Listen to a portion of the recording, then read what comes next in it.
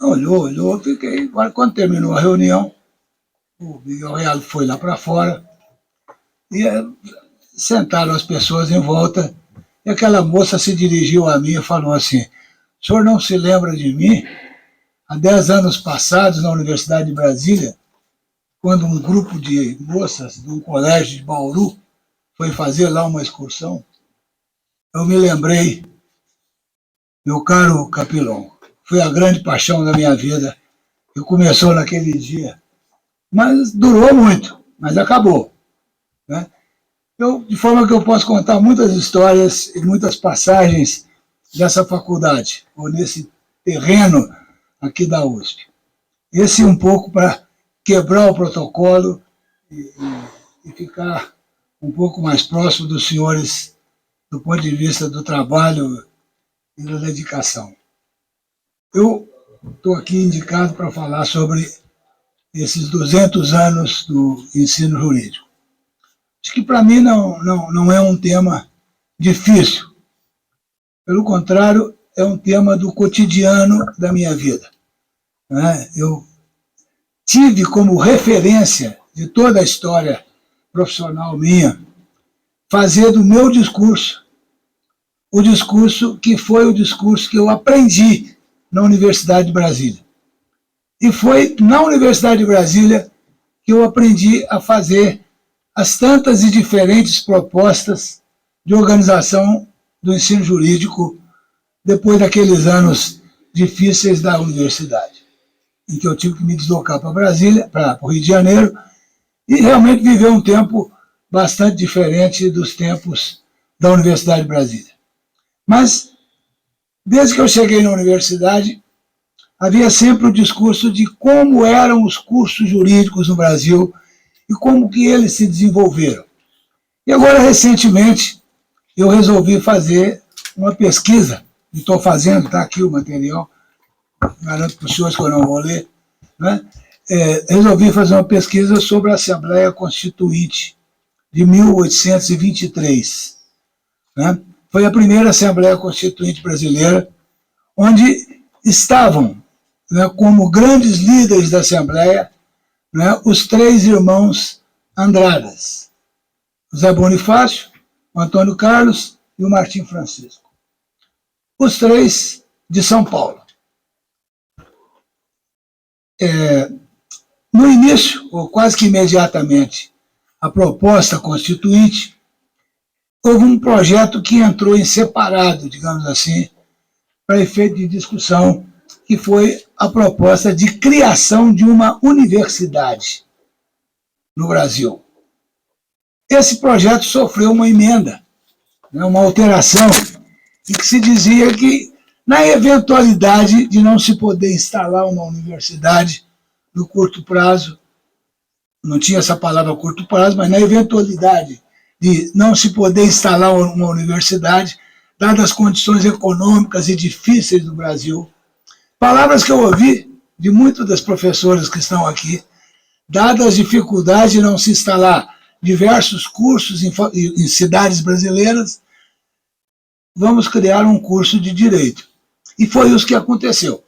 José Feliciano Fernandes Pinheiro era um professor, penso que de ensino médio, mas advogado, eleito deputado pelo Rio Grande do Sul, que então propõe a criação de um curso jurídico no Brasil, ainda em 1823. Né? Esse curso proposto logo no início da Assembleia, na virada de junho, a Assembleia teria começado em março com as suas dificuldades. Então, em junho, José Feliciano Fernandes Pinheiro propõe a criação de um curso jurídico na eventualidade da impossibilidade de se criar uma universidade. E, é claro, os debates se prolongaram e, efetivamente, o que aconteceu ao fim daquela discussão, ao fim daquela temporada heróica da vida educacional brasileira, né, o que se efetivamente criou foi o curso de Direito, um curso de Ciências Jurídicas. A Assembleia terminou, ela começou em março, teve uma interrupção em junho, né, tinha 70 e poucos deputados do Brasil inteiro, ali tinham militares, tinham muitos padres, tinham pessoas, vários militantes parlamentares que participaram da Revolução Pernambucana de 1817, né, mas eram liberais e principalmente republicanos, muito embora tivesse a Assembleia sido convocada pelo Pedro I, né, sob, digamos assim, a orientação e a proposição do José Bonifácio. Criou-se aquela Assembleia Constituinte, onde então entra em discussão sucessiva a criação do curso de Direito proposto por José Feliciano Fernandes Pinheiro, eleito pelo Rio Grande e logo depois aderiu, né, ao Estado de São Paulo e veio a ser eleito, né, várias vezes por São Paulo e depois, inclusive, feito senador por São Paulo. Esse curso, ao fim de, um pouco antes de 11 de dezembro, acabou sendo criado, não propriamente enquanto uma estrutura curricular, enquanto uma estrutura programática. Ele foi criado enquanto local de instalação. E o local de instalação definido naquela Assembleia Constituinte, já nos dias do seu encerramento, né, porque Dom Pedro I reagiu muito às proposições da Assembleia, porque quase que a comunidade parlamentar, quase toda, era favorável, né, aos três poderes, a organização de uma Constituição, e o anteprojeto caminhou nessa linha, que fosse a linha de Montesquieu, né, a linha de poder executivo, legislativo e judiciário.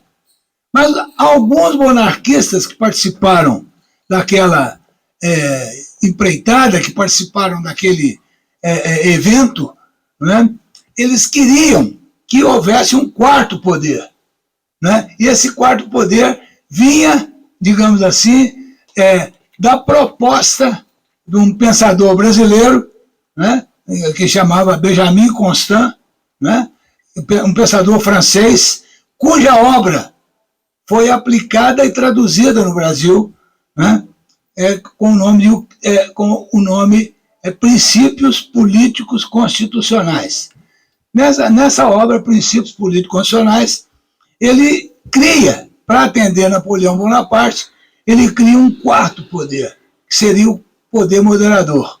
E Dom Pedro se encantou com a figura do poder moderador, né, se encantou com aquela proposta e quis que a Assembleia evoluísse na linha de se ter ou de se criar um poder moderador, que nós tivéssemos uma Constituição que tivesse essa vertente, vamos chamar assim, absolutista e autoritária, o que não era a tendência da Assembleia, né, mais liberal e, de certa maneira, revoltosa, né, onde os três Bonifácios tinham um papel, aliás, fundamental. Aliás, esses dias eu estava vendo sobre o Zé Bonifácio. Este ano ele estaria fazendo 160 anos. Né? Então, o Zé Bonifácio e os três irmãos acabam se separando de Dom Pedro, né? Não acompanham Dom Pedro. Dom Pedro insiste na criação de um curso, de uma Constituição com 4 poderes, e não foi essa a tendência da Assembleia. Criou-se um curso com 3 poderes, uma Constituição com 3 poderes, mas aprovou-se a proposta de criar, é a única proposição aprovada na Constituinte de 23, nada mais foi feito. Criou-se, então, o curso de Direito em São Paulo e o curso de Direito em Olinda. E São Paulo, devido aos Bonifácios, né? Os Bonifácios são figuras, os três irmãos, são figuras marcantes da história brasileira, né? Principalmente Zé Bonifácio, né? Que foi, na verdade, o homem que pensou o Estado brasileiro, que pensou o Estado imperial. Né? Ele, durante a Constituinte, ele evoluiu na linha de se criar uma monarquia constitucional. E assim também pensava Martim Francisco, o que não era exatamente o que pensava o irmão, né, Antônio Carlos, que tinha participado da Revolução de 17 no Pernambuco e tinha uma vocação mais digamos, republicana ou liberal. Né? Os três irmãos acabaram se separando de Pedro I, a Assembleia foi fechada, mas a última reunião criou-se o curso de Direito, indicou-se que o curso de Direito seria criado aqui, em São Paulo, e o outro criado em Olinda. Né? Então, esse ano, nós estamos exatamente comemorando, né, os 200 anos dessa Assembleia Constituinte, que não teve sucesso, né, enquanto projeto de fazer uma Constituição e de se criar uma universidade. Mas teve sucesso no sentido de se criar, digamos assim, o curso de Direito. Né? Isso não aconteceu enquanto projeto curricular em 23. Mas, em 24, Dom Pedro I, no uso dos seus poderes, digamos, moderadores e autocráticos, né, Dom Pedro I promulga a Constituição de 24, que é uma Constituição, digamos assim, não propriamente conservadora, mas era uma Constituição que procurava compor a estrutura do Estado imperial com a estrutura da Igreja. Né? Então, a infraestrutura de funcionamento do Estado imperial em 24 era uma estrutura ligada à Igreja, e naquela época a Igreja Católica. Né? Todo o processo eleitoral era dominado pela Igreja.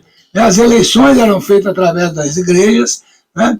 E com isso nós tínhamos ali um Estado que à época foi conhecido e denominado como o Estado circa sacra, né? Um Estado que tinha relações profundas com a Igreja. Esse Estado, efetivamente, quando se retomou a discussão dos cursos jurídicos em 26, né, ele conseguiu, com uma certa, digamos, facilidade, na discussão sobre o curso de Direito, na virada de 26 e 27, conseguiu, com uma certa facilidade, que as disciplinas curriculares do curso seriam disciplinas um pouco mais abertas, de certa maneira, voltadas para aquilo que se chamava, ou se chamaria, o direito pátrio, né? Mas, ao mesmo tempo, um curso voltado para o ensino do direito nos seus aspectos religiosos. Né? Então, o direito canônico, por exemplo, passou a ter um papel fundamental no currículo jurídico aprovado em 27.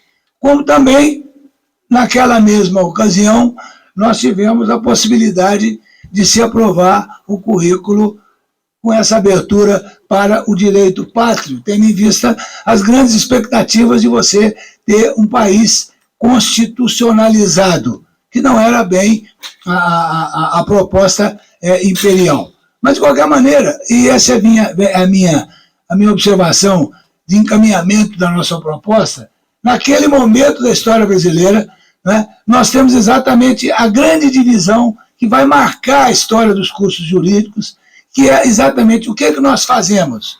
Um curso de vocação dogmática e autocrática, né, ou um curso aberto às disciplinas de natureza democráticas e, digamos, de maior proximidade com a questão da cidadania.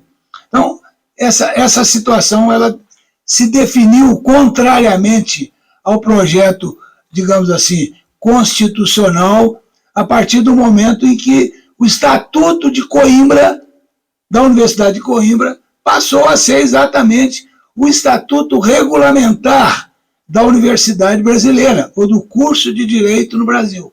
Então, nós tivemos essa primeira defasagem interna da nossa história, que é a proposta de um curso aberto e democrático e a proposta de um curso autocrático.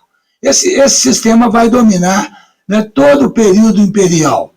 Né? Todo o período imperial está marcado por essa divisão entre um curso de vocação autocrática e um curso mais aberto. Né?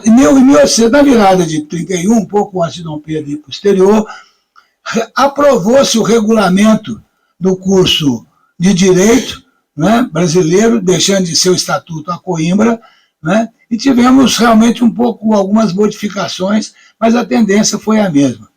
Quando veio o período republicano, nós tivemos uma grande alteração na estrutura curricular do curso de Direito, que foi exatamente a saída das disciplinas de natureza religiosa, né? A eliminação das disciplinas de natureza religiosa ou de natureza canônica, né? Mas o curso não tomou um destino aberto, né? Um destino voltado para qualquer tipo de reflexão mais profunda ou mais determinada. O curso, pelo contrário, ele assumiu um caminho e um rumo, digamos assim, de viabilizar o processo de codificação no país. O processo de codificação, é claro, vai marcar toda a história republicana brasileira. Mas, nesse período, nós tivemos grandes reações a esse modelo, né, digamos assim, de natureza republicana, que foi o papel de Rui Barbosa. Né? Rui Barbosa teve um papel marcante durante o período, digamos, republicano, exatamente pretendendo que tivéssemos uma estrutura curricular um pouco mais aberta, uma estrutura curricular que não fosse exatamente expressiva da vocação codificada que vinha dominando o ensino brasileiro, desde o Império e passando depois para a República. Esse período é um período muito interessante, porque ainda no Império nós tivemos muitas reações de deputados que opunham-se àquele tipo de curso. Então, por exemplo, Montezuma, que veio a criar o Instituto dos Advogados em 1843, reagia profundamente ao modelo de ensino jurídico imperial, né? E propôs a criação da Ordem dos Advogados quando ele não teve sucesso. O insucesso dele vai até 1859, quando vem a República, né? Você transforma o IAB, né, num Instituto da Ordem dos Advogados, IOAB, né? Que também o Rui Barbosa enfrenta com destemor, né? E também sem sucesso. Então, o Instituto da Ordem dos Advogados, a ausência de uma corporação de advogados, é que vai marcar a história brasileira até 1830. Né? Até 1830. O papel de Rui nessa segunda rodada foi significativa. Mas mais significativa foi a proposta de Levi Carneiro, né?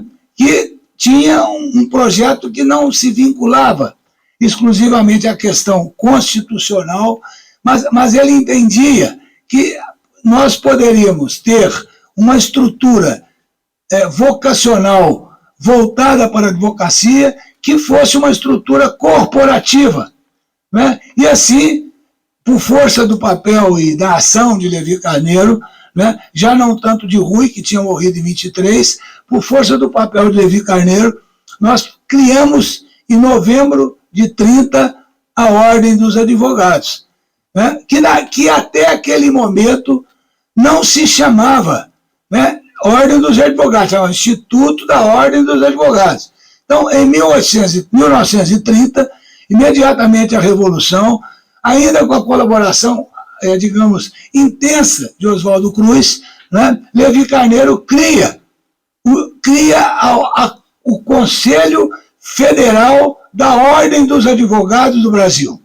E aí vem um pouco a minha opinião nessa correlação curso de Direito e Advocacia. E por que eu trago essa correlação para os nossos dias?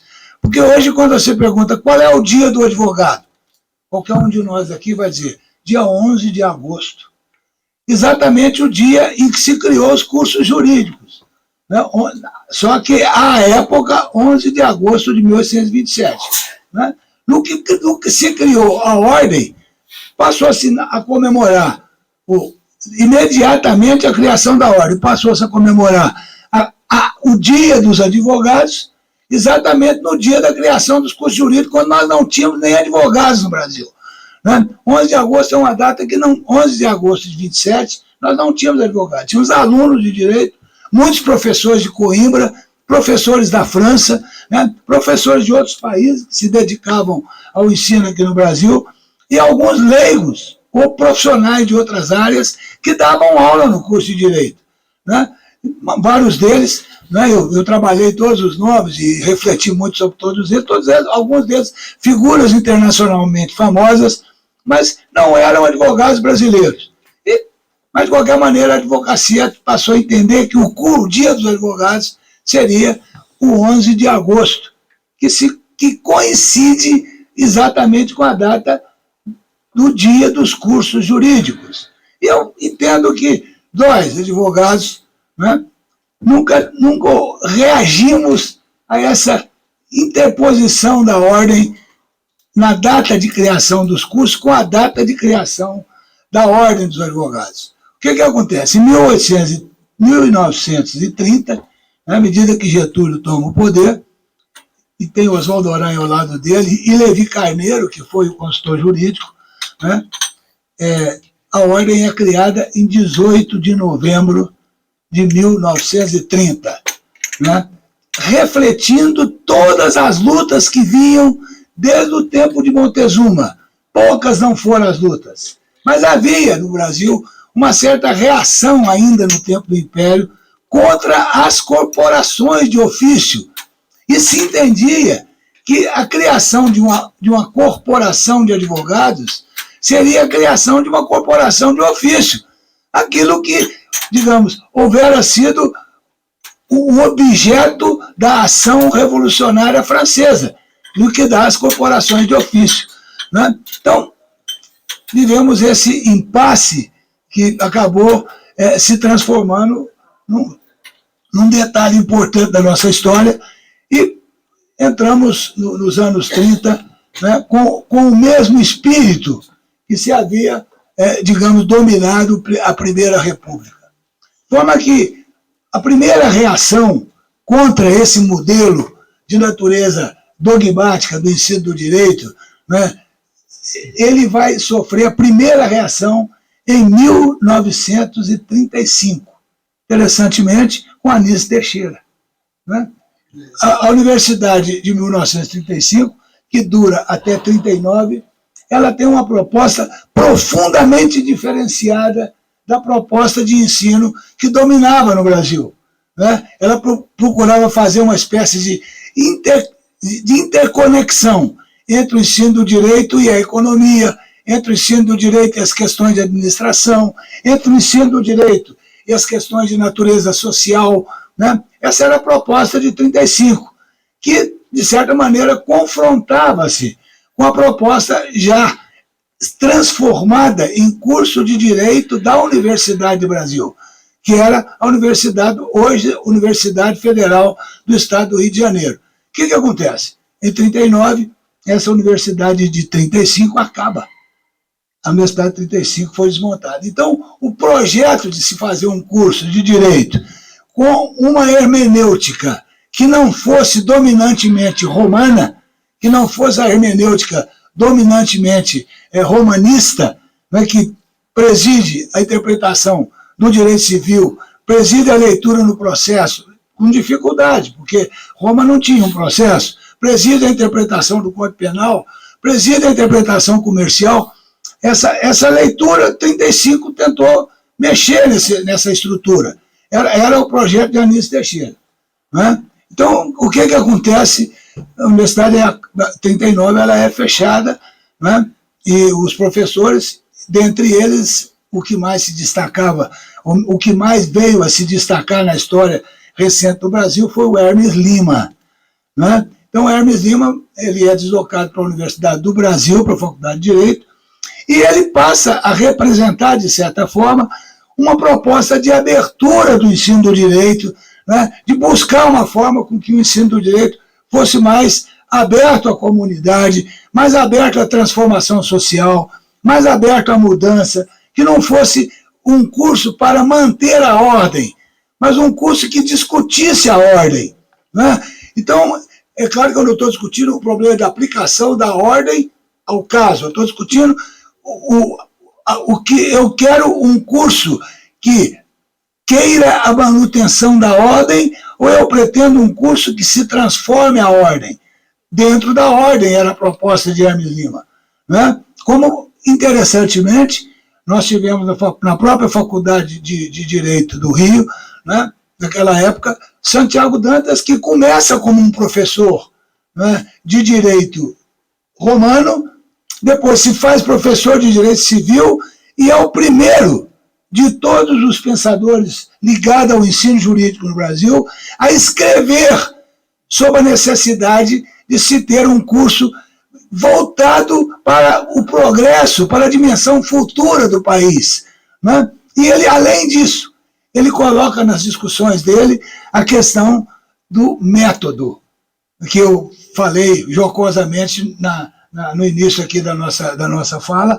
Né? Ele coloca a questão do método. O que nós temos? Ensinar discursivamente as nossas disciplinas ou ensinar as nossas disciplinas reflexivamente. Essa é a grande contribuição de Santiago Dantas. Né? Ele faz realmente um projeto de ensino do direito em que o direito devia ser ensinado enquanto reflexão sobre o direito penal, reflexão sobre o direito civil, reflexão sobre as outras formas de direito. Né? E não exatamente o direito que nós aplicamos ou que nós conhecemos.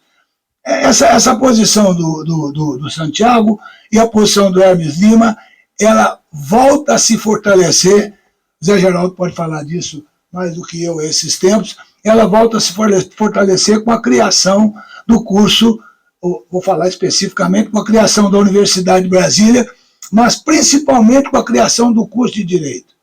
Né? Eu estudei em Brasília, estudei na Universidade de Brasília, e você não entrava no curso de Direito.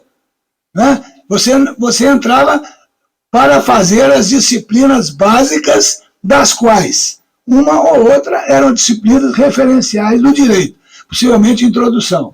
Né? Mas você tinha uma linha de abertura para a formação do advogado.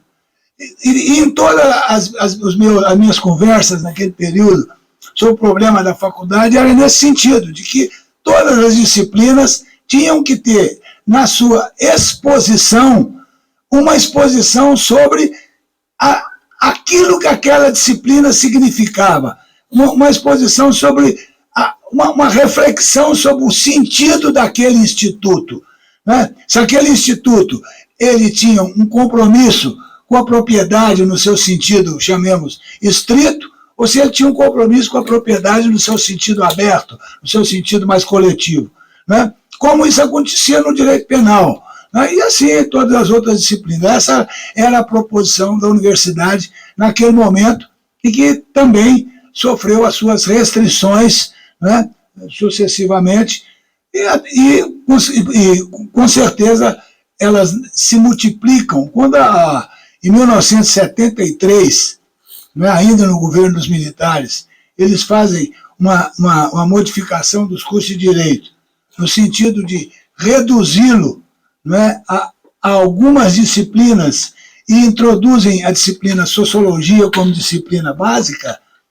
Interessantemente, imediatamente o afastamento dos militares, voltou o projeto, né, de se ensinar o direito no seu sentido dogmático, no seu sentido tradicional, no seu sentido hermenêutico romanista. Né? Essa recuperação da questão do direito na aplicação do caso, na forma do direito romano. É claro que essa interpretação do direito, no caso, na forma do direito romano, ela significa um instrumento de preservação da ordem, de manutenção da ordem. Né? E esse sistema, de certa forma, se viabiliza e evolui na própria Universidade de Brasília. Né? A própria Universidade de Brasília veio depois a criar a sua faculdade de Direito, né? Como em todos os outros locais que nós podemos falar sobre isso. Agora, eu gostaria de encaminhar as minhas observações finais, né, no sentido da minha observação de manhã, né, que nós não nos envolvemos na discussão do ensino jurídico da perspectiva da Constituição Brasileira de 88. Né? Todos os elementos que foram levantados aqui sobre a questão racial, né, sobre a questão, principalmente a questão existencial. Nós temos um dispositivo na Constituição de 88, o inciso 10 do artigo 5, exatamente sobre a proteção da honra, da moral, da vida privada, da intimidade, o artigo 1º sobre o problema da dignidade, né? E fora os momentos subsequentes em que essa linguagem se tornou mais clara e ostensiva. Mas, no entanto, nós, né, ao invés de pensarmos como pensou Kelsen, meus amigos, né, pensarmos o direito na sua aplicação a partir do texto constitucional, nós continuamos pensando no direito a partir do corpus juris civilis, ou civilis, como muitos falam. Né? É claro que, nesse sentido, nós nunca vamos ter um direito comprometido com o processo de mudança. Nós sempre teremos alguém que vai dizer, não, tudo nasce da Constituição, menos o direito. Mas Kelsen não entende assim. Né? Kelsen entende que o direito, a ordem jurídica, ela promana, ela evolui do texto constitucional. Né? Ela evolui do texto constitucional. Ela deriva do texto constitucional. Mas não necessariamente, ou quase nunca, pelo menos em tese, de uma montagem ou de uma classificação jurídica paralela que a história determinou como fonte. A fonte, historicamente, eu poderia dizer, é o corpus juris. Mas, se eu estiver pensando do ponto de vista kelseniano, a fonte é a Constituição. Né? E aqui é que está o nosso modelo de mudança, e que eu acho que nós não embarcamos nesse processo. Né? Lamento profundamente que, pelo menos a minha geração, tantos que estiveram comigo, lutaram e brigaram por isso. Né? Eu mesmo, quando criei a universidade, o curso de Direito da Universidade Federal do Estado do Rio de Janeiro, né, a exposição de motivo é exatamente nesse sentido. Criar um curso que pudesse dar sequência na formação dos advogados, como a Constituição Brasileira de 88 propôs, e que hoje já sofreu 3 ou 4 outros processos de emenda complicadíssimos, né, e que perdeu aquela característica inicial. Mas, naquele momento, nós tínhamos a oportunidade de realmente pensar um curso de direito mais comprometido com o processo do Estado democrático e menos comprometido com uma estrutura dogmática e autoritária. Não foi isso que aconteceu, né? Mas eu ainda acho, né, que o nosso caminho, né, em vez de eu levantar especificamente o caso A, B, C ou D, o nosso caminho é buscarmos um currículo que seja representativo do texto constitucional. E mais do que um texto dogmático, mais do que um ensino dogmático, né, falarmos num ensino hermenêutico. Né, um ensino em que eu, ao invés de discutir o fundamento específico de cada instituto, eu discuto a hermenêutica do instituto, inclusive a sua hermenêutica tradicional. Mas eu discuto a hermenêutica tradicional com uma hermenêutica alternativa. Eu posso trabalhar dogmática e posso trabalhar reflexão sociológica em qualquer das disciplinas. E essa foi a proposta do curso de Direito da Unirio, né, que hoje também já teve as suas dificuldades, né, e já perdeu o seu sentido original, né, mas que deu um grande avanço. Então, eu penso, assim, caminhando a minha palestra, eu queria muito, e se tiver oportunidade ainda no Congresso, eu queria muito ainda nessa conversação de hoje falar alguma coisa sobre o problema dessas plataformas digitais. Mas eu vou deixar isso de fora e ficar exatamente nos limites do tema. E se houver oportunidade, em algum momento, Celso, eu gostaria de discutir esse problema do ensino do direito, né, e a questão das plataformas digitais. Por uma razão muito simples, eu termino. Né? Nós, ao discutirmos as plataformas digitais, nós estamos discutindo meios. E meios que estão violentando o fim, que é a justiça. Né? Então, a justiça, os meios se agilizaram, os meios se complementaram, os meios se movimentaram. Nós temos um leque altíssimo, um leque extremíssimo de oportunidades de acesso judiciário. Mas esses meios acabaram com a reflexão sobre o direito justo. O direito justo. Né? Então, eu acho que esse é um tema que eu gostaria de conversar numa outra ocasião, mas quero ficar aqui no que foi proposto da maneira que me pareceu mais razoável. Muito obrigado. A professora Lucia vai falar conosco sobre a educação jurídica no Brasil e seus intérpretes mais recentes, uma análise do campo a partir da produção dos doutorados em Direito. Professora Lucia Félix, tem a palavra. Muito obrigada, professora Daniela Marques de Moraes, minha queridíssima e diretora. Nós temos o privilégio de ter uma diretora como a professora Daniela em Brasília, na Faculdade de Direito, e eu gostaria muito de cumprimentar os organizadores do evento, professora Ana Elisa Bechara, professor Hugo Morgadinho Coelho, professor Celso Campilongo. Foi uma dessas alegrias que a vida nos reserva, não é? Um convite para estar aqui. E eu, por óbvio, né, escutando todas as apresentações que foram feitas aqui pela plateia, esse é um diálogo, não é uma palestra. Eu não vou palestrar para a minha colega Cláudia Lima Marques, para a Letícia, não é? Essa estudante tão brilhante que fez essa apresentação no final da manhã. E é uma honra também compartilhar a mesa, né, com duas lendas da educação jurídica brasileira, que são o professor José Geraldo, meu maravilhoso colega de Faculdade de Direito, e o Aurélio Vander. Nós poderíamos passar o resto da tarde escutando o Aurélio, contando sobre a história dos cursos jurídicos no Brasil. Eu fiz uma apresentação por slides, mas eu acho que eu tenho um problema técnico aqui. Eu não consigo colocar a minha apresentação. Então eu vou falar sobre os dados que eu levantei. Acho que eu não consigo... Não, né, Celso? Alguém? Será que tem? Ah, ainda bem que tem a juventude para me acudir. Tá? Quisera que eu fosse jovem. Não, você é super jovem. Olha que está aqui nesse pendrive. Pendrive? Tá. Não, pendrive. Bem, então, enquanto isso, eu vou iniciar falando o seguinte, de onde parte a minha reflexão?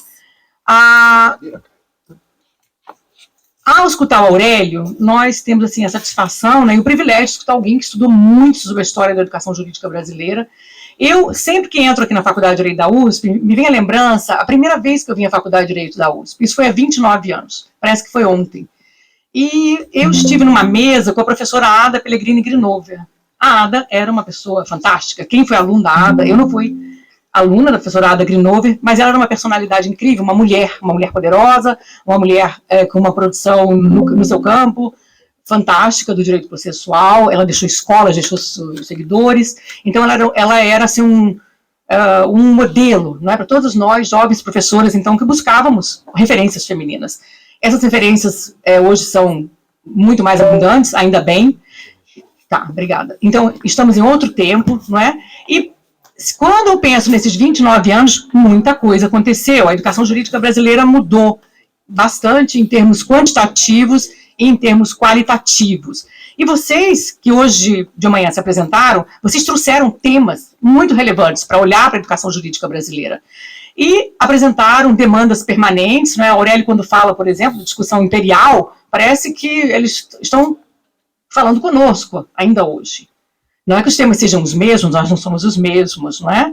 E aí eu lembro, né, eu sempre gosto de fazer essa referência, a um poeta da minha ancestralidade libanesa, que ele tem uma frase que eu acho maravilhosa, que é o Khalil Gibran. Ele diz: a vida não se demora com os dias passados. Então, por mais que nós queiramos, né, o passado nos forme, mas as gerações presentes, elas nos impõem um avançar, e um avançar muito vertiginoso, às vezes.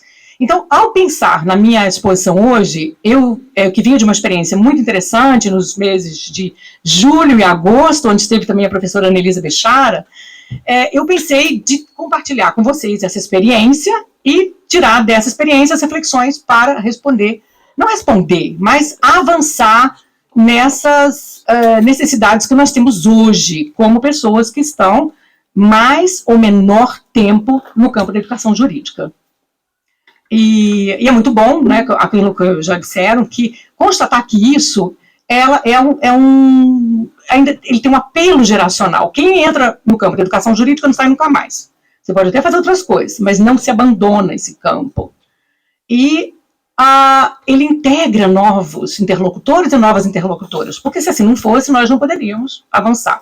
Então, o que eu trago para vocês? Nós passamos, a professora Elisa, eu, não é, sobre convite da professora Flaviane Buzan de Moraes, que é a presidente da nossa área na CAPES, nós integramos a comissão de tese, de prêmio tese.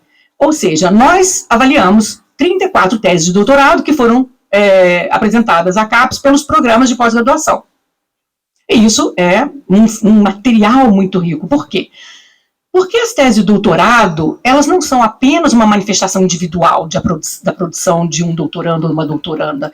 Elas carregam uma dimensão institucional muito forte, ou seja, esses doutorandos e doutorandas, eles passaram num processo de seleção bastante rigoroso, via de regra, atendendo a um desenho institucional do que a pós-graduação, que esses programas definiram.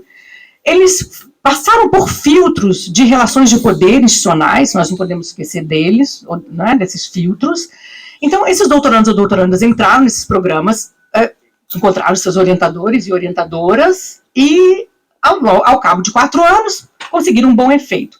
E essas teses que foram apresentadas pelos seus programas ao prêmio CAPES, elas ainda, além das bancas que as examinaram, elas tiveram outro filtro, que foi concorrer com outras teses dentro do seu programa para serem apontadas como a tese vencedora no seu programa. Então, essas teses, elas tiveram algo que na nossa área vai se tornando mais e mais raro. Qual é? Que as pessoas nos leiam, e leiam a sério, né? Então, além dos seus orientadores, passaram pela banca, passaram pelo crivo dos colegas, enfim, chegaram na CAPES. E a nossa comissão, que era uma comissão exclusivamente feminina, né, só composta de mulheres, que trabalhamos muito, né, professora? Em julho, fazíamos várias reuniões, debatemos quais eram as teses, a melhor tese, por que era, por que não era, enfim. E apontamos uma tese, e até parabenizo, não sei se está aí ainda, o colega da Universidade Federal Rural, do campus de Nova Iguaçu. Opa, parabéns! A sua professora ganhou o prêmio CAPES, né? Professora Luciana Costa Fernandes. Então, essas teses, elas nos chegam, elas são ricas, não é? E elas demonstram algo. O que elas demonstram? Onde está a produção jurídica brasileira hoje? Isso é um lugar muito privilegiado para nós olharmos, porque tem tanta coisa para a gente olhar, não é? Vocês próprios estavam dizendo método, currículo, extensão, educação docente, são tantos temas, mas as teses nos falam de algo muito importante. Elas nos falam do futuro da educação jurídica. Porque esses doutorandos e doutorandas, eles estão produzindo e possivelmente serão professores, serão docentes, vão continuar produzindo e vão influenciar pessoas. Então, eu quero fazer algo, não é, que eu tento sempre fazer como uma docente de direito. Eu quero escutar os alunos, quero escutar os estudantes. E esses não são estudantes, eles são muito importantes. Porque eles são os estudantes que estão produzindo. Eles estão no limiar de sair dessa vida estudantil formal para se tornarem docentes. Então, eu quero escutar essas vozes, as vozes das teses. E o que elas me dizem? Elas me dizem, não é? Infelizmente, eu não vou poder compartilhar com vocês, mas eu vou compartilhar um artigo que está quase, né, de ser terminado. Então, eu vou abrir aqui as minhas próprias imagens e tentar muito rapidamente, até porque o tempo urge, não é? Eu vou trazer essa reflexão. O nosso tempo hoje, ele é um tempo suficiente, eu diria, não é? Mas que eu vou usar para dizer para vocês assim, de alguns achados sobre essas teses. Esse é um seminário muito promissor, não é? Sobre os cursos públicos, nas universidades públicas. Mas nós temos a nossa outra face, que são as instituições privadas. Então, nós não vamos, não é, gravitar sozinhos no universo. Tem aí uma interface muito importante com as instituições privadas. Então, o que essas teses nos contam? Se eu vou na plataforma Sucupira hoje, tem 56 programas de pós-graduação em Direito no Brasil que oferecem doutorado. Isso não é pouca coisa. Então, a nossa área foi uma das áreas de maior crescimento quando se tornou uma demanda, uma política pública importante, desde a Conferência de Paris de 1998, desde que o acesso à educação superior se torna uma política de Estado. Nos anos 90, por óbvio que nós temos uma situação geopolítica muito diferente, não é? Nós agora mesmo estamos entrando numa outra, num tempo, né, que nós não sabemos onde vai nos levar, não é? Que é o que está acontecendo no Oriente Médio.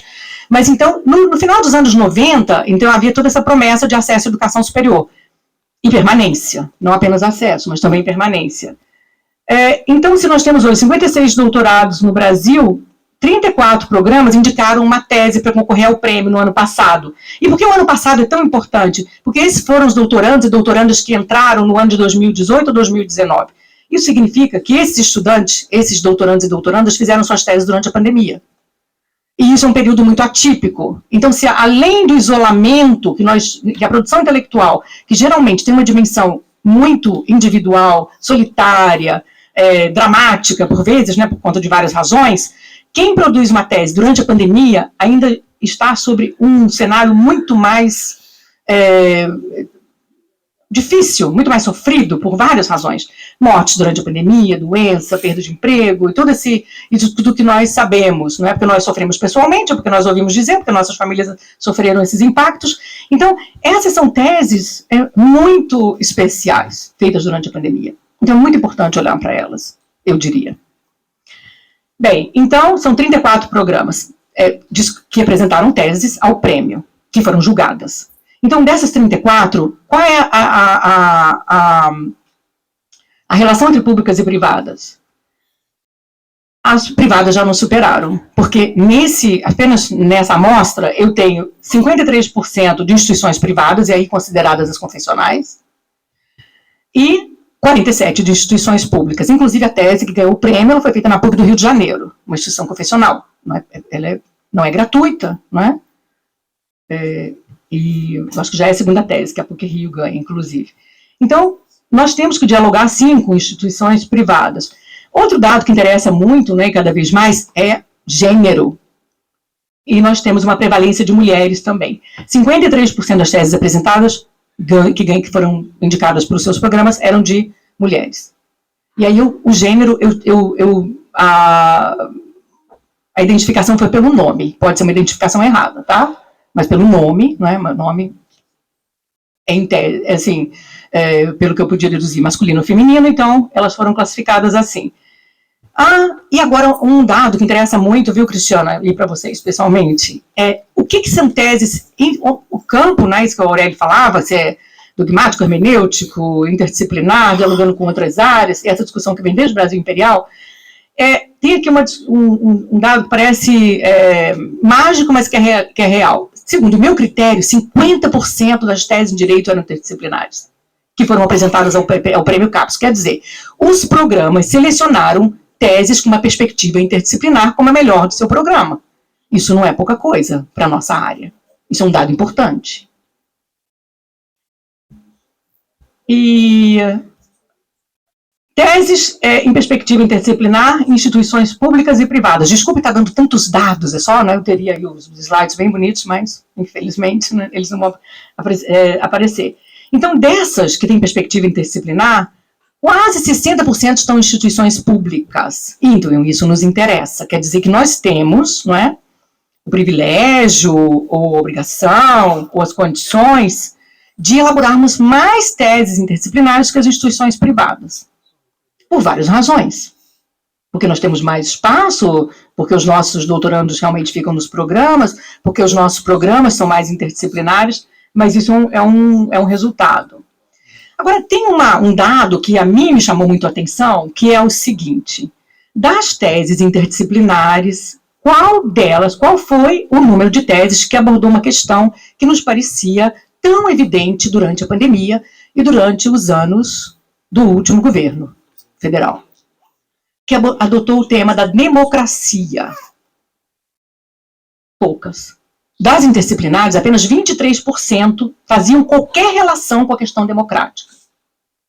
O que é surpreendente, não é? Então, existe ali, então, uma impermeabilidade a um fenômeno que era muito debatido, seja no sistema político, no sistema jurídico, na questão da pandemia, no acesso à saúde, na negação do acesso à saúde, negacionistas, vacina, no contexto internacional, do governo Trump, né, não vamos esquecer disso. Então, era uma corrosões democráticas de toda a ordem acontecendo nas democracias ocidentais.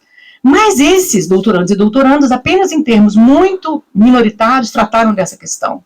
Então, nas teses interdisciplinares, trazem a democracia em um número muito reduzido delas.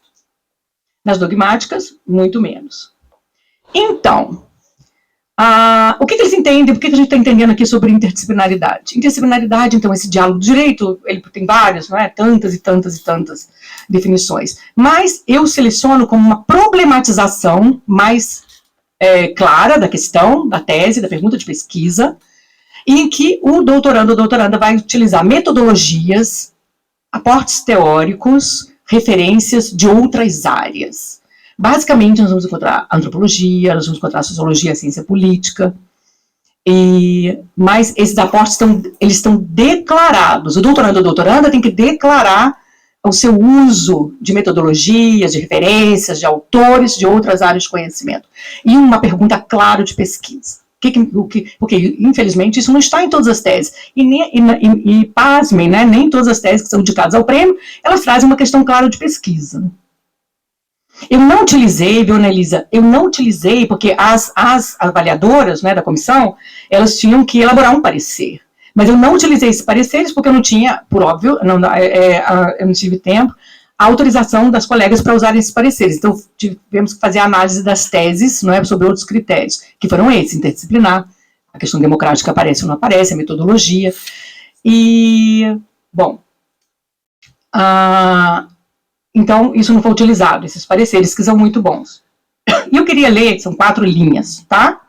Eu queria ler um trecho da tese, que foi selecionada como da Luciana Costa Fernandes, que eu aconselho todo mundo a ler, né, que é uma tese maravilhosa, lá da PUC Rio de Janeiro, e que é professora, né, da Federal Rural do Rio de Janeiro, no campus de Nova Iguaçu, e ela, quando dando as suas marcações metodológicas, ela diz, abre aspas, durante o campo, e isso foi também um critério que eu utilizei para teses empíricas, durante o campo, uma das abas na tabela que fiz sobre os casos foi território, com uma linha específica, denúncia, em que escrevia o que desse documento me chamava atenção para o modo como esse órgão falava sobre as espacialidades. Então, porque ela usa o conceito de território, do Milton Santos, geógrafo, não é?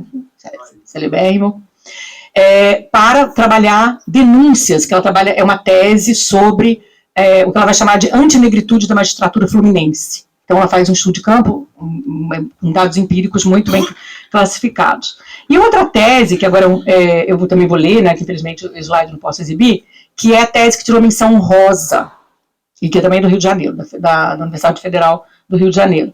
Do ponto de vista de classificação metodológica tradicional, a pesquisa pode ser identificada como qualitativa, ainda que faça uso localizado de dados quantitativos. Tensionamos que em todo o trajeto de pesquisa, a observação empírica nos revelasse fatos que, sem qualquer mistificação, apontassem possíveis ligações entre a dependência econômica e as ações de inteligência e destas com a temática da democracia.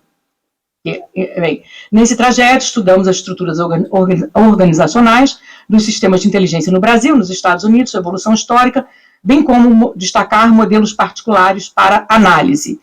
Bem, então, essas teses, elas fazem uma vinculação explícita com métodos que não são métodos clássicos do direito. Bem, então, as teses, não é, dogmáticas interdisciplinares, por exemplo, não é, nas teses dogmáticas, com orientação dogmática, aparecem, né, direito ambiental, direito à água, direito penal à corrupção, processo penal, direito regulatório, direito tributário, direito administrativo e terceiro setor. E nas teses as teses interdisciplinares, com perspectiva empírica, não é, nós vamos ter apenas 33% de tese com perspectiva empírica no universo no lado oposto, 67%. E as teses empíricas em instituições públicas e privadas? Aí, outra vez, as instituições públicas ficam com essa reflexão mais abrangente no campo da pesquisa jurídica. Porque 56% das instituições públicas que vão oferecer teses com perspectiva empírica, enquanto das instituições privadas, apenas 44%. E temas escolhidos dentre as teses com perspectiva empírica. Agora eu vou dizer quais são os temas que aparecem lá, que fizeram pesquisa de campo, que coletaram dados, que analisaram esses dados, que trazem elementos de reflexão concreta para a pesquisa jurídica. Violência de gênero, cada vez mais. Alguém disse aqui, olha, acho que foi a Letícia, né, que não é que esses temas não fossem cruciais antes, mas eles não estavam na faculdade de Direito, agora eles estão, e também estão na pesquisa jurídica. Então, teses com violência de gênero, violação de direitos humanos, gênero e violência, inteligência artificial e direito, também pesquisa empírica, direito à água e direitos humanos, direito dos povos indígenas e direitos humanos, também direitos dos povos indígenas são temas também que vão se tornando, né, ainda bem, mais claros, evidentes. Direito penal, antropologia do direito, democracia participativa e direito municipal. Bem, então eu trouxe esses dados para nós pensarmos o seguinte, né, e até levando em conta o que o Celso falou hoje de manhã. Olha, nós temos aqui 3 espaços que são espaços de interlocução, não diria óbvia, mas necessário para um colégio brasileiro de instituições de direito que sejam públicas. A OAB, Ministério da Educação e a CAPES, Agência de Credenciamento, Avaliação, Fomento. Quando esse estudo sobre essas teses, que é um estudo rápido, né, como o Celso disse, né, esse convite, ele tem algumas poucas semanas, depois, Celso, até fiquei um pouco, assim, será que vai acontecer, né, o encontro ou não, por conta exatamente da greve dos estudantes. E eu organizei esses dados, né, para trazer para vocês, mas eu acho que eles demonstram o seguinte: há uma tendência, então, de abertura desses temas na produção jurídica brasileira. E essa abertura, é claro que ela acontece também em decorrência da própria mudança de perfis docentes e discentes dentro das faculdades de Direito. Eu considero, e amanhã estou muito curiosa para ver a professora Anelisa Bechara e a Eunice, né, Prudente, falarem sobre as políticas afirmativas aqui na USP. Porque isso não é uma opinião minha, né, mas eu acho que da maior parte das pessoas que estão aqui. A adoção de políticas de discriminação positiva ou políticas de ação afirmativa dentro das universidades brasileiras, ela foi o grande divisor de águas, né? Acho que nenhuma política pública no campo da educação foi mais importante do que essa, o mais impactante. E os seus efeitos ainda não são plenamente compreendidos. A UERJ foi a primeira instituição pública brasileira a adotar essa política, na governança de um governador muito ruim, mas ele pelo menos fez isso. E a UNB foi a segunda, né, do Sistema Público Federal, e tem 12 anos, né? É pouco tempo. É pouco tempo para nós acompanharmos os resultados, né, os perfis, a mudança de perfil docente, que ainda é o grande desafio a ser feito. Mas essas teses também revelam, então, uma mudança epistemológica, uma mudança metodológica. Então, essa mudança de perfil docente-discente, ela vai também exigir outros arranjos. Então, essa velha discussão nossa, né, que eu considero uma discussão que eu participei também, mas é uma discussão iluminista, né, como vamos mudar o ensino jurídico de cima para baixo? Não vamos, né? Nós fizemos muitas coisas, mas nós, afinal, não mudamos muitas outras coisas que deveriam ter sido mudadas. Mas eu sou das otimistas, né? Eu sempre vejo o copo meio cheio. Então, acho que nesses 29 anos, quando eu estava aqui com a professora Ada Grinover, né? E o professor Zé Geraldo, estava aqui também, muita coisa boa aconteceu, mas muitas oportunidades foram perdidas. E isso é verdade. A professora Cláudia Lima Marques, essa semana, esteve lá na UNB, né, dizendo que tem quantas bolsas de produtividade de pesquisa? 87. 87 bolsas de produtividade de pesquisa no campo do direito. Isso isso dá vontade de chorar, né? Porque nós precisamos de recursos para fazermos pesquisa. E todos os anos, e agora mesmo, né, agora eu parto para uma reflexão mais assim, aberta.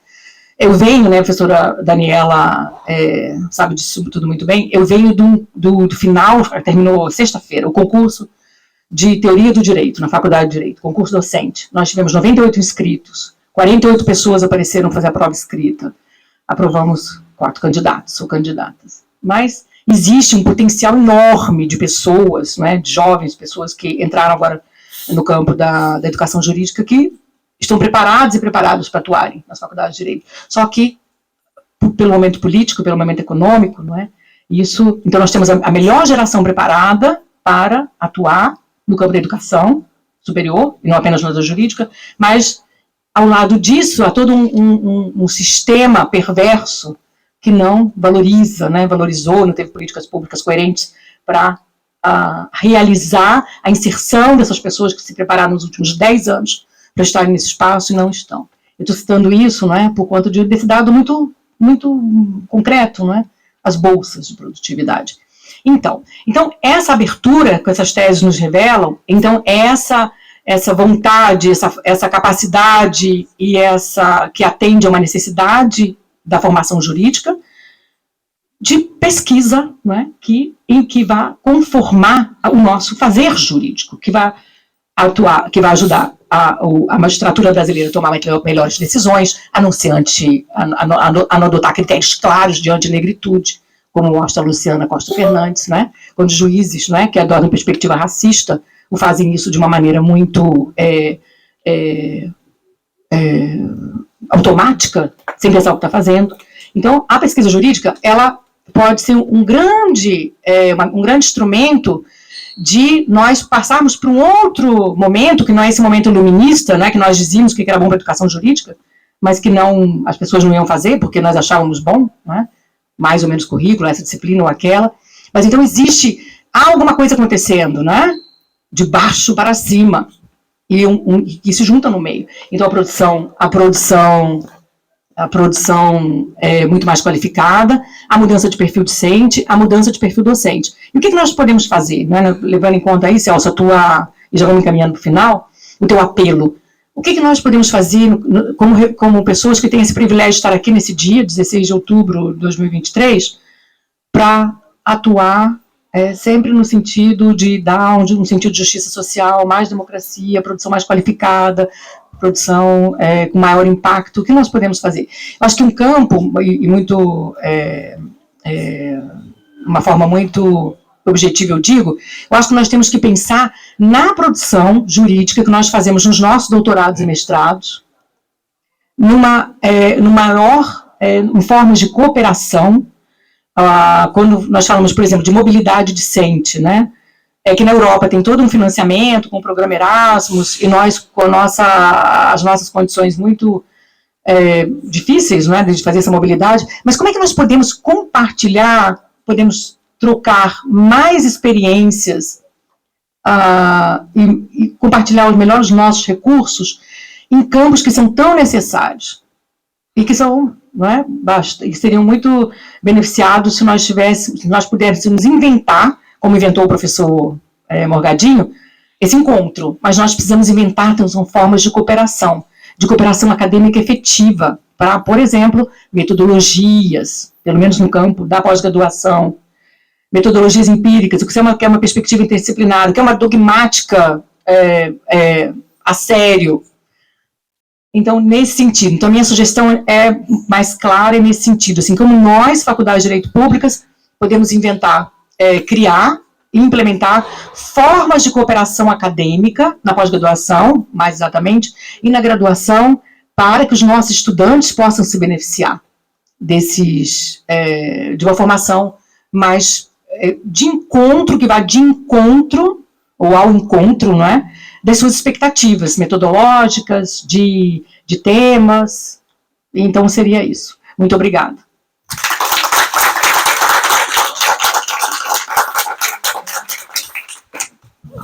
Professor José Geraldo de Souza Júnior. Eu brinco sempre que lá em Brasília, né, quando a gente vai fazer algumas visitas ou convidar alguns ex-ministros, né, eles nos alertam, não existe ex-ministro, ministro emérito. E assim, eu traduzo o mesmo ensinamento que eu recebi para os reitores. E a gente trabalha com a ideia de que não existem ex-reitores, existem reitores eméritos. Então, a gente tem a grande honra de ter conosco, mesmo após a sua aposentadoria, o professor José Geraldo, em sala de aula.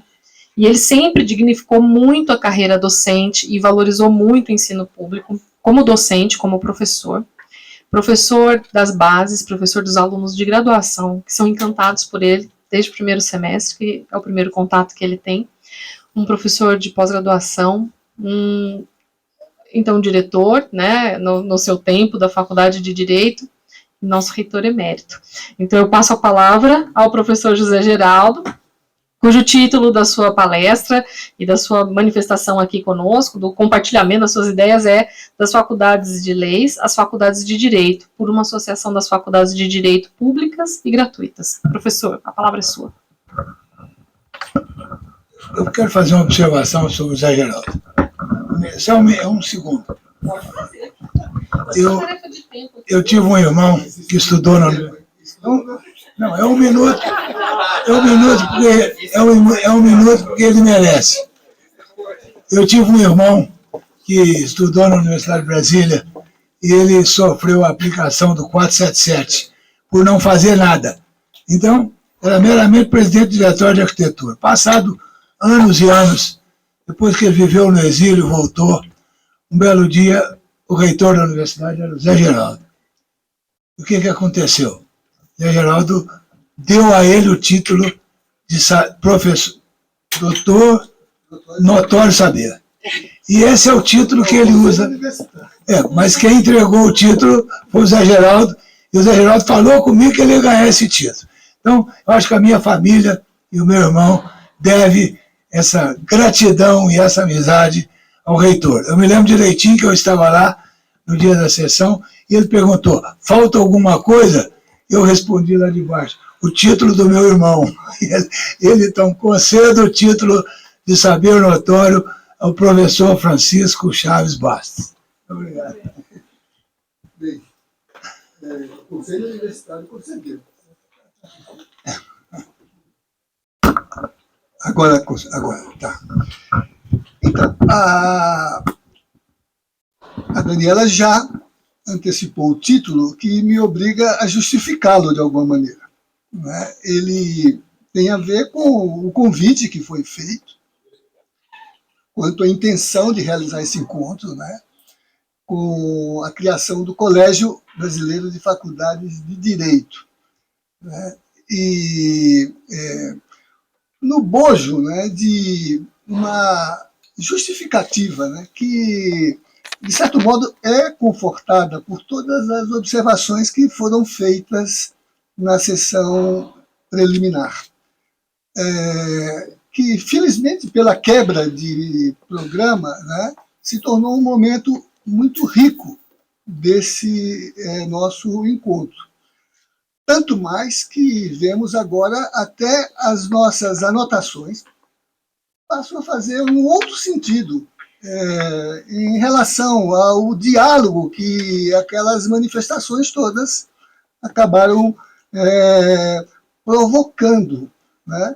No que aqui agora, né, foi o que se demonstrou na exposição do Aurélio e da professora Lúcia, né? Quer dizer, de certa maneira, o nosso trabalho pode ser abreviado quanto à exposição, né? Também porque, ao nos apresentarmos, antecipamos alguns pontos desse... Não vou fazer referências ao Celso, porque fiz na preliminar, né? Então tiro do meu texto, né? Mas tem outras. Então, eu justifico o título nesse sentido, de que eu queria corresponder àquilo que me pareceu ser o cerne da proposta, né? Por questões epistemológicas, por questões políticas, por questões pedagógicas, a ideia, né, de que estamos num momento muito bom para criar as faculdades de direito, né? Porque até aqui o que vimos, ou por conta de uma redução política, né, no funcional que aparelha a educação superior para o conformismo de um modelo de governança, né, de organização de sociedade, ou por conta da realidade do tempo. A cabeça pensa no chão, a partir do chão que a gente pisa, como diz Paulo Freire, né? Então, as nossas formulações, elas têm tempo e lugar, né? Às vezes, nem palavras nós dispomos para poder, por exemplo, no contexto do moderno, designar o que estava acontecendo no espaço social, com a formação de uma estrutura de poder centralizada numa articulação de soberania forte do que depois veio a se chamar Estado, quando pouquinho antes nem a palavra existia. Nem a palavra Estado existia. Né? Primeiro a usá-la foi Maquiavel, exatamente para descrever Maquiavel, o autor do Pequeno Príncipe. Né? Quer dizer, do príncipe. Né? Vê que o rodapé também tem seu dia de pé direito. Né? Então, as razões, por exemplo, epistemológicas, né, que Lucia mostrou tão bem nos estudos doutorais que ela examinou, as razões políticas que Aurélio trouxe como o mediador do histórico, né, inferindo, né, formas, por exemplo, de pensar a educação superior e a educação jurídica, em particular, atentas aos chamados do tempo e do espaço em que essas questões foram colocadas. Por isso que, querendo responder ao chamado, né, tendo por referência esses elementos que nos provocaram esses anos todos, sobretudo nos últimos 30 anos, se a gente contar como data a portaria 1886, que se ainda lembrava, nem foi arranhada ainda, nem foi arranhada. Né? Porque ela esbarra na sua concretização nas pré-compreensões que movem nossas práticas pedagógicas, nossos processos de reflexão. Letícia lembrava hoje que o problema não é, por exemplo, ter excelência educacional. O problema, às vezes, né, é se dar conta da necessidade de descolonizar a estrutura educacional e os currículos, né? Porque a forma como o conhecimento se estabelece é também uma referência que aqui foi chamada de dogmática, foi chamada de legalista, é paradigmática, mas, em última análise, é uma representação condizente com as expectativas interpelantes de um determinado tempo histórico. Né?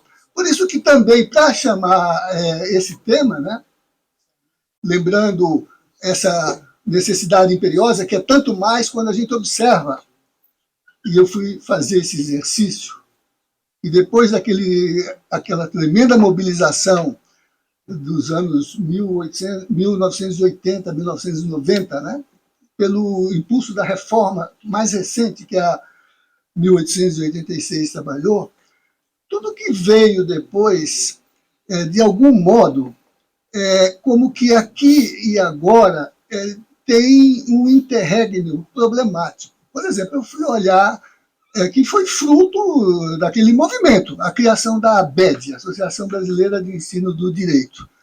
Era um esforço de tirar do corporativo, da OAB, que fez um papel notável, mas é uma corporação, então tem seus elementos. Também no seu texto você dizia a OAB não pode ser aquele texto lá de 92, né? Para promover, embora ela tivesse feito um trabalho notável sobre essa perspectiva, se a gente considerar que ela foi, talvez, a primeira que se deu conta de que a questão era paradigmática. Não nos esqueçamos da reunião de colégios de presidentes de 1980, quando a ordem incumbiu alguns dos seus intelectuais de produzirem um relatório sobre a condição do ensino do direito no Brasil. Sérgio Ferraz, Joaquim Falcão e José Lamartine Correia, seu antecessor, que também foi reitor. Não chegou a ser? Faleceu um pouco antes, né? Era praticamente o reitor. Eles fizeram um relatório sobre o diagnóstico da condição do ensino para interpelar a ordem, no sentido dela cumprir a sua atribuição legal de zelar pela qualidade do ensino do direito. E a conclusão desse relatório é que, entre outras injunções que, vamos dizer assim, aprisionavam o ensino do jurídico no formalismo dogmático, estava a expressão do relatório na praga do positivismo que assola o ensino jurídico brasileiro. Na praga do positivismo. Aspas. Estou colocando aspas nesse texto. Foi o que gerou, por exemplo, se mobilizar para isso que aqui no texto eu procurei recuperar um dos teóricos críticos dessa conjuntura, que foi meu antecessor na UNB, professor Roberto Aguiar, professor da Universidade de Brasília, escreveu um texto chamado O Imaginário dos Juristas, que está publicado numa revista de direito alternativo, né? Que esta revista foi editada pelo juiz Hamilton Bueno de Carvalho. Uma daquelas expressões do alternativismo jurídico no campo do operacional, magistrados. Depois teríamos, no campo acadêmico, os movimentos que, por exemplo, lá em Santa Catarina, se instalaram, né, por professores que traziam a crítica à dogmática, né? Liderados, do ponto de vista intelectual, pelo Luiz Alberto Vará, e, em seguida, criaria a ALMED, a Associação Latino-Americana de Metodologia e Ensino do Direito, para brigar com a pureza do poder, né? E com a senhora dogmática e seus dois maridos, né? O legislativo e o judiciário, né? Então, o professor Roberto Aguiar, nessa revista, né, escreve esse artigo sobre o imaginário dos juristas. Já se vê que é o imaginário desenhado por Lutero, né, do jurista, pobre coisa, né? Aquele jurista que é só jurista é uma triste pobre coisa. Isso é Lutero que diz, né? Mas comedido de que o Sassaforato, que dizia imeri legiste sono puri asini. Então, Bartolo, isso foi tão citado aí nas estruturas dogmáticas, né? E o professor Roberto Aguiar, nessa convicção, ele se refere ao que ele chama de um sistema de conhecimento produzido nessa estrutura de dogmatismo formalista legislativo, né? E vai gerar o que ele diz, uma marca inscrita na análise de normas, de modo que as melhores soluções para problemas específicos oriundos das novas leis e pelos enormes compêndios de análise se fixam em códigos. Portanto, não há direito para os juristas. O que existe são leis. Logo, nossas faculdades não são de direito, são escolas técnicas de leis. Isso significa que está na hora de criarmos os cursos jurídicos no Brasil. Isso é um texto do Aguiar, de 1993, né? Coisa que lá na Bahia o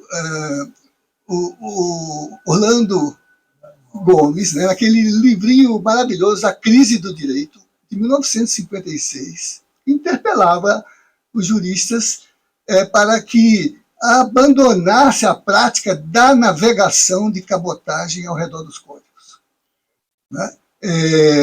Aludindo ao fato, né, de que essa perspectiva representa o mundo morto, o mundo velho, né? Aquele que foi inscrito nos alfarrábios, né? Enquanto que a nossa cabeça, você disse que nem deu tempo de falar de digitalização, né? Nossa cabeça já está nos algoritmos, né? E, por conseguinte, na dinâmica de um mundo, né, que Campilongo viu que parece operar outro paradigma do jurídico, quando, por exemplo, trabalhou no CAD, né? Que é outro direito. É outro direito, né? Então, essa perspectiva, né, de configurar, né, essa tensão, que aqui se chamou de dogmática, né, mas que também se chama de injunção de uma modelagem política inscrita na prática do jurídico, reduzido ao regulatório do poder político, né? Por isso que, na França, Bouygues dizia: eu não conheço o direito civil, eu ensino o Código Napoleão. O Código Napoleão, né, professor? Não é o Código de Napoleão, é o Código de Napoleão, né? eu não ensino direito civil, eu ensino o Código Napoleão. Né? Então, por exemplo, essa expectativa crítica ela é paradigmática. Aurélio lembrou a tensão entre o laico e o religioso, né? Ela está num contexto também do social, Letícia, e a gente fala, ele dizia da exigência da cidadania, né? E lembra a Constituição de 23, né? Que Jamurilo de Carvalho chamou de Constituição da Mandioca, né? Porque ela é censitária, né? Ela representa a sociedade dos homens de bem, né? Não é que tem dignidade, é que tem bens, não é isso? E, portanto, a cidadania é a cidadania do homem branco, católico, né, proprietário, né? Num sistema ainda escravocrata. E que, portanto, o social não está no mundo do direito. O social está fora da civilização e do contrato, porque o social é sub-humano, é o escravo alienado do humano, é o índio silvícola. Não é o índio que agora cria o ministério e discute que o seu direito é anterior ao direito do Estado, e o relator até diz que sim, Fachin, de que até a demarcação não é uma criação de direito, é um ato administrativo e burocrático para reconhecer um direito que é pré-estatal, que é pré-crabalino, que é pré-colombiano, mas que é direito do ponto de vista de um lugar de conhecimento. Por isso que os autores desta conjuntura, Vará, por exemplo, né, diz assim, ora, é preciso que a gente enfrente o mal-estar dessa cultura. E o mal-estar dessa cultura, ele se estabelece por conta da perda de confiança nos fundamentos epistemológicos que explicam o nosso objeto de conhecimento. Né? Então, de que vem o mal-estar? Do esgotamento de um paradigma que forma a nossa cultura jurídica, que é legalista. Mas legalista no sentido epistemológico do termo, aquele legalismo que é a redução do jurídico ao legal que o moderno estabeleceu. Como é também uma redução que o moderno estabeleceu, reduziu o conhecimento à ciência, quando ele está espalhado em outras mediações cognitivas. Se a gente perguntar, cadê o Victor, que foi a Bolonha, a um estudante de Bolonha do pré-moderno, que é o direito, ele vai dizer a arte do justo e do bom. Mas se perguntar o que ele fez de intercâmbio agora, o que é o direito, vai dizer é a ciência das normas. Isso. E está em 99% dos manuais. Não é isso? Por isso que eu penso, né, que, por exemplo, Vará dizia que escapar, e aqui também você, eu não sei quem foi, falou do lugar de conforto. O mal-estar nos impulsiona para escapar do lugar de conforto. O lugar que gera, por exemplo, um legalismo de concurso, não é isso? Que gera lavajatismo. Né? O medo do avançar, Vará dizia, para além do território de dragões, que é o novo, que é o que interpela, é o que pede que se nomine, como você disse aqui, ao se referir àquilo que vem da sua experiência de vivência para designar as sociabilidades que se instauram com o nome de direito, mesmo contra a lei. E a própria OAB, no seu estatuto, diz que o advogado que litiga contra a literal disposição de lei está sujeito à sanção disciplinar, salvo se o fizer com base na existência de um precedente ou na convicção da injustiça da lei. Ora, quer chamada de mobilização, não é nem se puxar pelos cabelos, como o barão lá da história, né? É de enfrentar com denodo as interpelações do real que pedem que as suas representações cognitivas realizem aquilo que se disputa como narração, como convicção sobre experiências que emancipem sobre o humano que se constitui, porque o humano não é um dado da biologia, é uma experiência na história. Nós não nascemos humanos. Nós nos humanizamos. Isso é Hegel, mas Simone de Beauvoir vai aproveitar hegelianamente a frase para dizer não nascemos mulheres, não é isso? E vocês aqui diziam, olha como agora nós nos tornamos mulheres empoderadas, diretoras, não é isso? Então, o Vará dizia isso, escapar do mal-estar da cultura legalista para pensar o direito interdisciplinarmente. Lê-lo na poesia, lê-lo na experiência mística, lê-lo onde for razoável pensar as normas do SUS para a educação popular do sistema inclui diálogo de saberes, inclui amorosidade. Só Rousseau havia dito lá em 1750 que a razão do conhecimento é fazer a felicidade. E agora o SUS. Está escrito na lei que a amorosidade é uma categoria jurídica da realização da saúde como um bem público, um bem universal. Né? O outro professor é o Roberto Lira Filho, que foi seu professor, embora você seja mais machadiano do que... o Hermes Lima também deu aula lá. Então, o Roberto Lira Filho, que escreveu o primeiro manifesto para um direito sem dogmas, para fazer a crítica do positivismo, positivismo historicista, positivismo sociológico, positivismo legalista, não recusa pensar o real como algo que é empiricamente estabelecido, mas não se deixar capturar pela aparência, no tocante a reduzir tudo que existe ao que a gente media como manifestação. Acho que foi isso que eu tentei falar para aquela deputada e ela não entendeu, lá no debate da CPI do MST.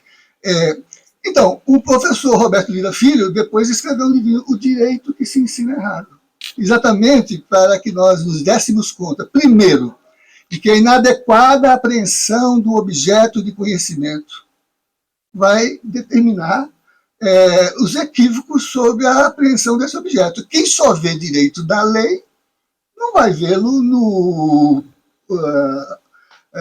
urbano em que a Letícia vivenciou o direito de morar. Né?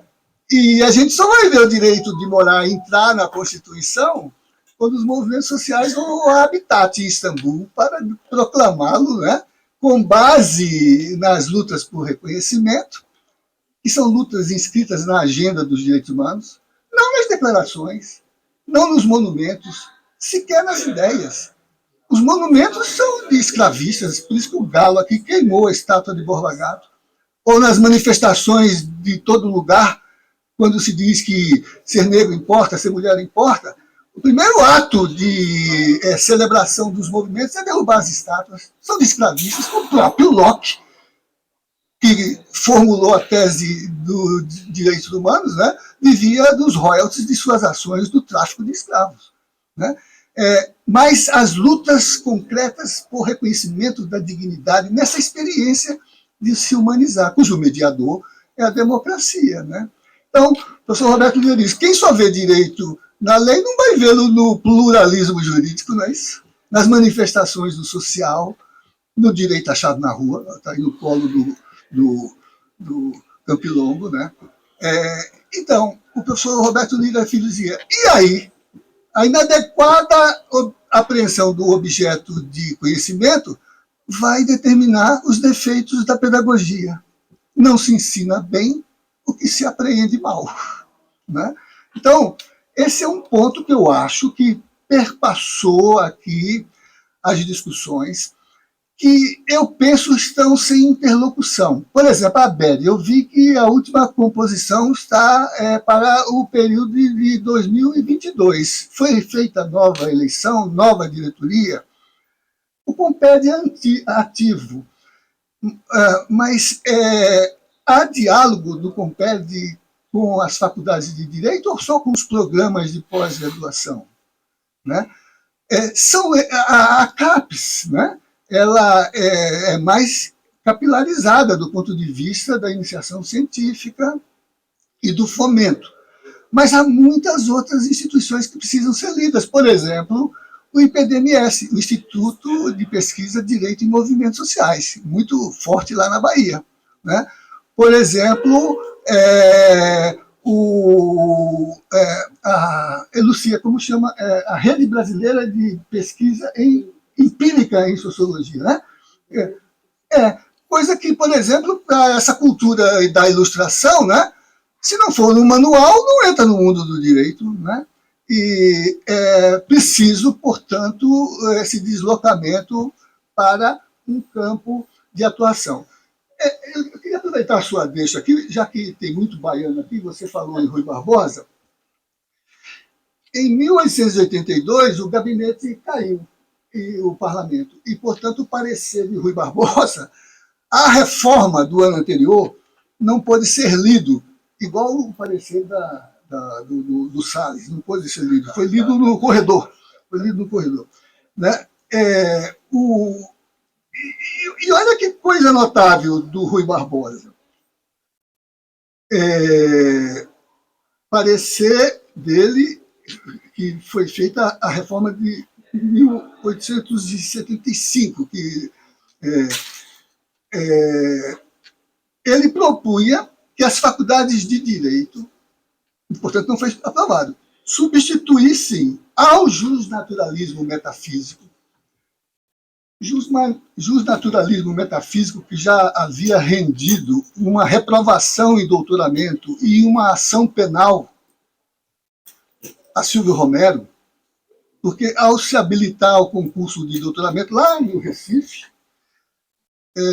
diante de uma questão posta pela banca, ele disse que se recusava a respondê-la. E o presidente da banca disse: e por que Vossa Excelência se recusa a responder? Porque essa questão é metafísica. E o presidente da banca, a Lucia acabou de presidir uma banca, eles podem tudo, né? Disse: e o que tem isso, a metafísica? O Silvio Romero disse: a metafísica está morta. Ele já tinha lido Benjamin Constant. O presidente da banca disse: quem a matou foi o senhor? Ele disse: não, energúmeno, foi o progresso. Sabe dessa história, né? Então, vejam, ali se trazia aquilo que depois Larens vai dizer, Karl Larens, né? Se a ciência do direito do sistema de pensamento paradigmático puder ter um nome, esse nome devia ser sociologia jurídica. Por isso que o Rui Barbosa diz, né?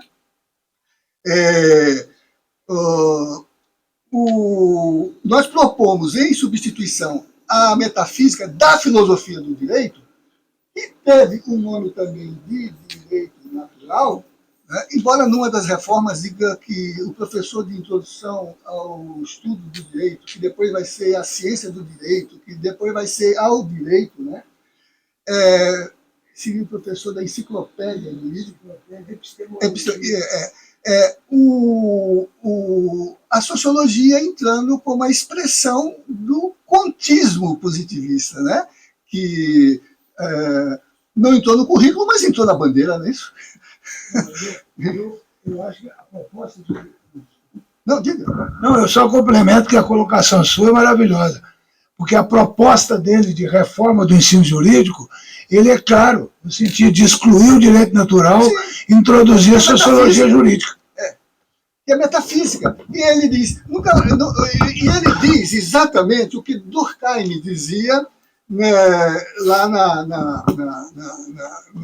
nas ciências sociais, quando ele disse que, ao criar o curso, ele queria instalá-lo na faculdade de Direito, só que não foi possível por causa do positivismo legalista, do Código Napoleão, né?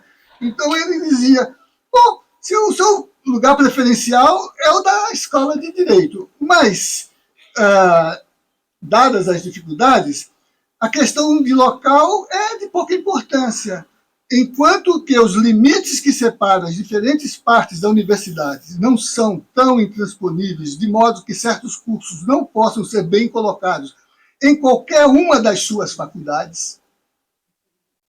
Durkheim foi mais avançado do que Kant, e no conflito das faculdades, faculdade de filosofia e faculdade de direito. Diz que a filosofia do direito devia ficar na faculdade de filosofia, porque só o filósofo responde à pergunta: qual o direito?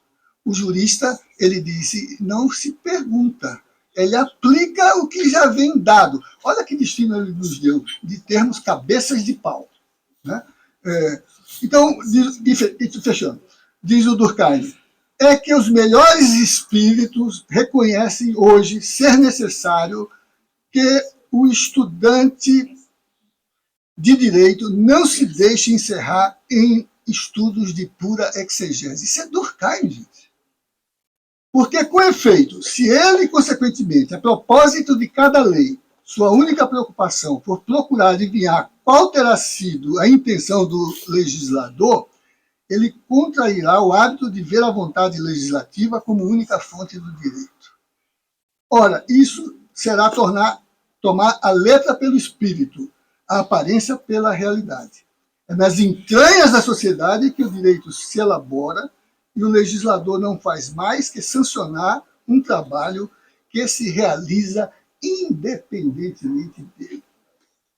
Eu acho que essa é a carta de princípios que um colégio de faculdades tem. Não é impor um currículo, é propor uma descolonização dos currículos.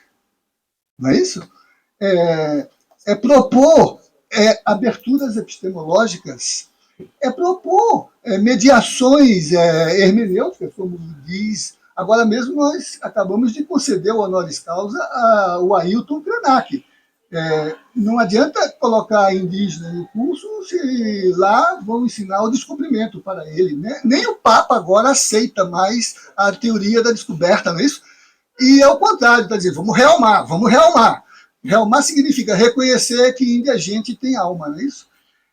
Então, eu acho que as propostas que eu ia fazer, você, Nuno e o professor Bichard fizeram de manhã no que é o escopo de um colégio como esse. Essa interlocução da creche à pós-graduação. Né? Tem que criar, inclusive, decanatos de pré-graduação. Né? Essa interlocução com o oficial, que estamos sem interlocução. Por exemplo, a OAB perdeu muito capacidade por conta de seu conformismo político atual. Rendido. Né? E não é episódico, já há em registros anteriores. Né? No período de 73 até 85, as conferências da OAB, por exemplo, não falaram em Estado Democrático de Direito. Né? Mas sempre falaram, da primeira, em 58, a atual, ensino do direito. E sempre falaram de acesso à justiça. Variando. Lá atrás, funcionalização, modernização, atualmente, direitos humanos. O nome de direitos humanos é acesso à justiça. Variando. Né? Mas, por exemplo, Estado Democrático de Direito não falaram em 73, né, quando muita gente estava sendo torturada. Né?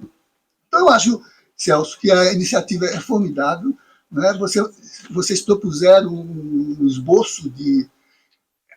Acho que esses dados permitem um diálogo que está sem interlocução nesse momento. Ou porque ela é muito curricularizada, mas não é politizada, ou porque ela é muito funcional, mas não é problematizante. A gente discute acesso à justiça, mas não discute a justiça que se quer acesso, não é isso?